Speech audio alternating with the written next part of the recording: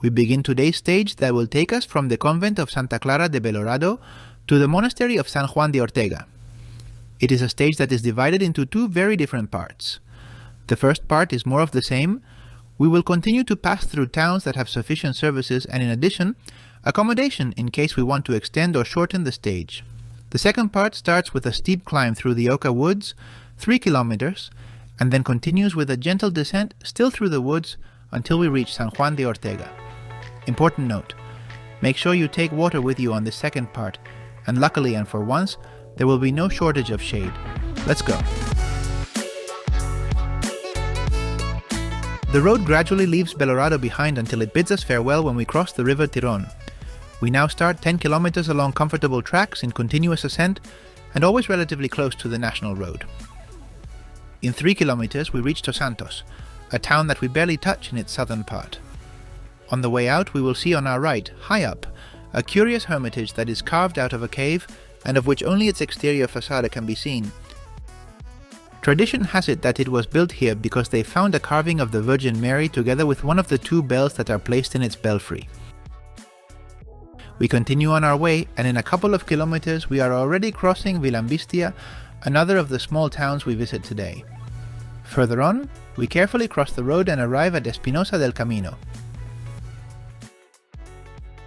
We continue on a gentle ascent, and on the descent of a hill we see some ruins on our right. It is the very little that remains of an old pre-Romanesque monastery dedicated to San Felices. Soon, we reach the halfway point of our journey, Villafranca, Montes de Oca. Here we stop to recharge our batteries because the path changes radically. We are about to start the ascent of the Montes de Oca. After crossing the river Oca and leaving the town, a steep slope begins. In the Middle Ages, this was a feared stretch for pilgrims. There were highwaymen and bandits who attacked walkers, and in addition, many wild animals. It is not surprising that San Juan de Ortega built his pilgrims' hospital at the end of this forest and this climb to take in all the harassed and exhausted pilgrims.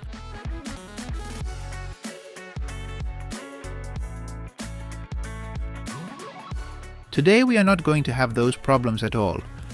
At most, 2, that we run out of water and that we get blisters. The hard stretch continues for 3 kilometers, going into the Oca forests. A sharp descent to cross the La Pedraja stream will mark the end of the ascent, but we still have another 7 kilometers of gently descending forest ahead of us. Finally, San Juan de Ortega will suddenly appear before our eyes like the oasis it has always been. Once we have arrived, safe and sound, it is time to rest and visit the saint's tomb. If you come during the equinoxes of March and September, you will also be able to see the so-called Miracle of the Light, which we talk about in the video we have dedicated to St. John of Ortega. Now, while you regain your strength, you should think about how to get to Burgos, as we have several pilgrimage routes before reaching the capital. We explain it to you in the following video on our YouTube channel. Buen camino!